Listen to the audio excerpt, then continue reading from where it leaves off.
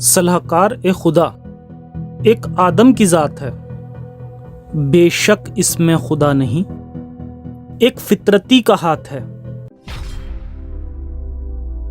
नमस्कार आदाब साथियों, मैं हूं आपके साथ ज़फ़र हेरेटिक, आपका दोस्त, आपका होस्ट। मेरी इस वीडियो को लाइक करें, शेयर करें और मेरे चैनल को सब्सक्राइब करें। साथ ही घंटी के बटन को दबाकर ऑल नोटिफिकेशन ऑप्शन को सिलेक्ट कर लें।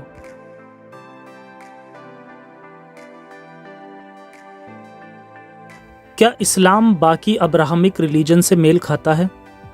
क्या मोहम्मद साहब अपनी तरफ से ही आयतें लिखते थे या कोई और भी अपनी मनमानी से इस्लाम को लिखवा रहा था? आज की वीडियो में हम इस्लाम के इसी पेचीदा टॉपिक को डिस्कस करेंगे। तो चलिए शुरू करते हैं बिना अल्लाह का नाम लिए।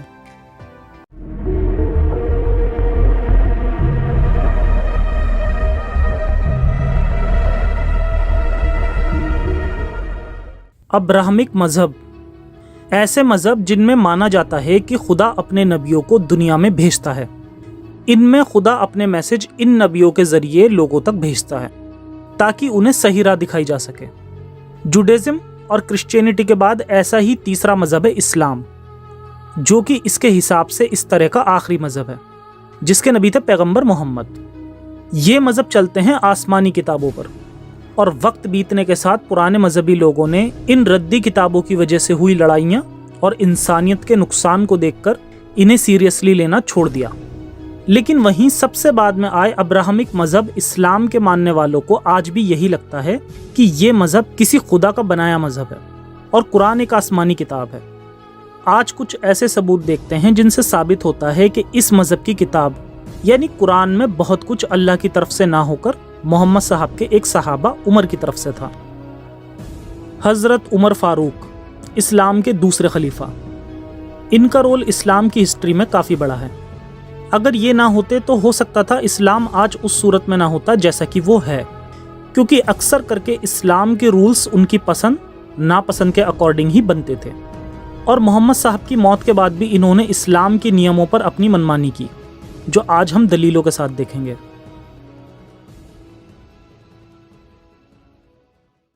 इस्लाम को कबूल करने से पहले हजरत उमर तलवार लेके मोहम्मद साहब पर हमला करने निकले थे, उन्हें जान से मारने के लिए, क्योंकि उस टाइम मुसलमानों की तादाद दिन ब दिन बढ़ती जा रही थी। यहाँ तक कि उनकी बहन ने भी इस्लाम कबूल कर लिया था। मगर बाद में हजरत उमर को समझ आया कि हुकूमत पाने का उनका सपना मोहम्मद का साथ देके ही पूरा हो सकता है, ना कि उनसे लड़के। और फिर उन्होंने भी इस्लाम कबूल कर लिया। और इसके बाद जब तक रसूल जिंदा रहे तब तक इन्होंने रसूल के राज में अपनी मनमानी चलाई। इसके बाद मुसलमानों का पहला खलीफा अबू बकर को चुना गया। खुद अबू बकर भी उमर के मशवरे पर ही फैसले करते थे।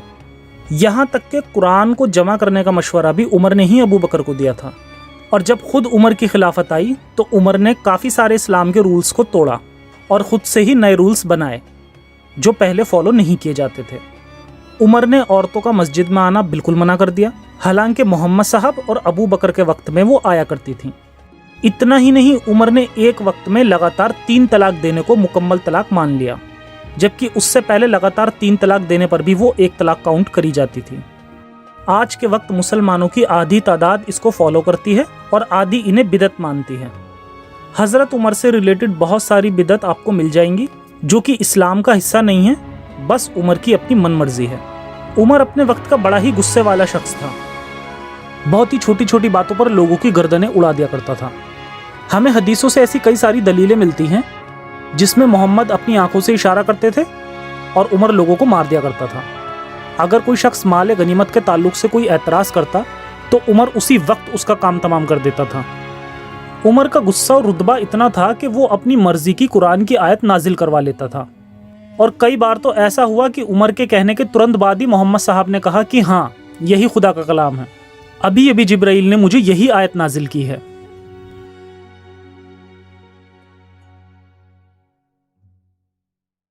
आइए अब कुछ दलीलें देखते हैं जब कायनात बनाने वाला खुदा दुनिया के एक आदमी से मशवरा लेकर आयतें नाजिल कर रहा है, जबकि वो आदमी खुदा का पैगंबर भी नहीं है, बल्कि ऐसा आदमी है जिसने न केवल एक 4 साल की मासूम से शादी की और शादी से पहले उसके साथ बदतमीजी भी की। एक रेफरेंस से पता चलता है कि इस 50 साल के ठरकी आदमी को अली की बेटी, जो केवल 4 साल की थी, वो पसंद आ गई। फिर इसने अली से उसकी बेटी का हाथ मांगा, लेकिन अली ने कहा कि वो अभी छोटी है। इस पर इसने अली से कहा कि अपनी बेटी को मेरे पास किसी काम से भेजना। जब ये बच्ची उमर के पास आई तो इसने उस बच्ची का हाथ पकड़ लिया, जिसे उस बच्ची ने नफरत के साथ छुड़ा लिया। इस पर उमर ने अली से कहा कि ये तो बड़ी हो चुकी है, और फिर अली ने अपनी बेटी की शादी इससे कर दी। अब ज़रा शिया लोग भी यहाँ पे ध्यान दें, यहाँ गलती सिर्फ उमर की नहीं बल्कि अली की भी उतनी ही है, जो इस हैवान से अपनी छोटी सी बच्ची की शादी करवा दी। वही हज़रत अली जो शियाओं के लिए खुदा के बराबर दर्जा रखते हैं। आइए अब देखते हैं वो दलीलें जिसमें यही शख्स खुदा से अपनी मर्जी की आयतें नाजिल करवा लेता है। सबसे पहले इस्लाम में शराब बैनिंग का इतिहास देखते हैं, क्योंकि ये बैन इस्लाम को बाकी पैगंबरी मजहब से अलग बनाता है। क्योंकि बाकी सब में शराब बैन होना तो दूर बल्कि गॉड को चढ़ाई भी जाती है। एक हदीस मिलती है अबी दाऊद की 3670, जिसमें पता चलता है कि इस्लाम में जो शराब को 3 स्टेप में बैन किया गया वो उमर के कहने से ही किया गया, क्योंकि ये बार बार नबी के पास जाकर अल्लाह से वाइन के बारे में सेटिस्फैक्ट्री एक्सप्लेनेशन मांगता था, और तब तक मांगता रहा जब तक कि फाइनली बैन वाली आयत ना आ गई। इसके बाद देखते हैं मुस्लिम समाज का दूसरा सबसे बड़ा चेंज, यानी पर्दा या हिजाब। एक हदीस मिलती है बुखारी की 146, जिससे साफ साफ पता चलता है कि उमर ने रसूल से कई बार पर्दे की आयत की मांग की, लेकिन रसूल ने ध्यान नहीं दिया। आखिर एक दिन रसूल की बीवी जब रात में खुले मैदान में टॉयलेट के लिए गई तो उमर ने इनका पीछा किया और इन्हें आवाज़ दी, मैंने तुम्हें पहचान लिया ओ सौदा। रसूल की वाइफ ने आके रसूल से शिकायत की तो अपने दोस्त को अपनी बीवी को छेड़ने की गुस्ताखी पर भी कुछ रिएक्ट करने की जगह प्यारे रसूल ने अल्लाह से बुरखे की आयतें मंगवा ली। इससे पता चलता है कि रसूल को उमर से कितना डर लगता था। बल्कि ऐसे भी रेफरेंस मौजूद हैं जिनसे साफ साफ जाहिर होता है कि रसूल उमर से डरते थे। मसलन बुखारी 3680, जिसमें रसूल सपने में जन्नत में भी उमर की गैरत से डरकर भाग लेते हैं। दरअसल ये उमर ऐसा साइको टाइप का आदमी था कि इससे सभी डरते थे।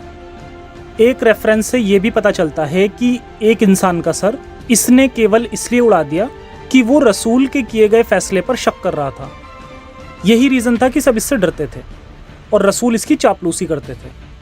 जैसा कि इस रेफरेंस से पता चलता है कि कुछ औरतें रसूल से नहीं डरी बल्कि उमर से डर गईं, और फिर रसूल ने इसकी चापलूसी करते हुए कहा कि शैतान भी इनसे डरकर भागता है। इसके अलावा रसूल की चापलूसी एक और रेफरेंस से पता चलती है। तिरमिजी 3686, रसूल ने कहा अगर मेरे बाद कोई नबी होता तो वो उमर बिन खत्ताब होते। तो ये थी नबी की सच्चाई। इनका मनगढ़ंत अल्लाह भी एक शख्स के कहने से आयतें भेज देता था। एक रेफरेंस में तो उमर खुद इस बात को कबूल कर रहा है कि खुदा ने उसकी बात 3 जगह मानी। 3 जगह में वो शराब बैन मेंशन नहीं कर रहा, क्योंकि वो उसने डायरेक्ट कहकर नहीं मंगवाई थी। देखते हैं कौन सी 3 जगह थी। नंबर 1 मुकाम इब्राहीम, नंबर 2 पर्दे की आयत, और नंबर 3 नबी की बीवियों को धमकी देने की आयतें।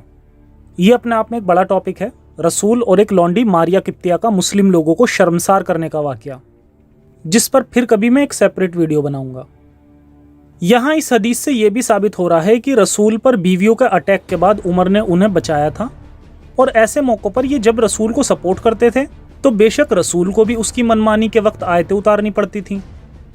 ये म्यूचुअल सपोर्ट का खेल था जिसमें ये एक दूसरे की मनमानियाँ पूरी करते थे, और यही रीज़न था कि रसूल की मौत के वक्त जब उन्होंने कागज़ और कलम मांगा ताकि मुस्लिम समाज के लिए कुछ और चीज़ें भी लिख दें तो उमर ने मना कर दिया, और बेचारे रसूल चुपचाप बिना वसीयत के ही इस दुनिया से निकल लिए।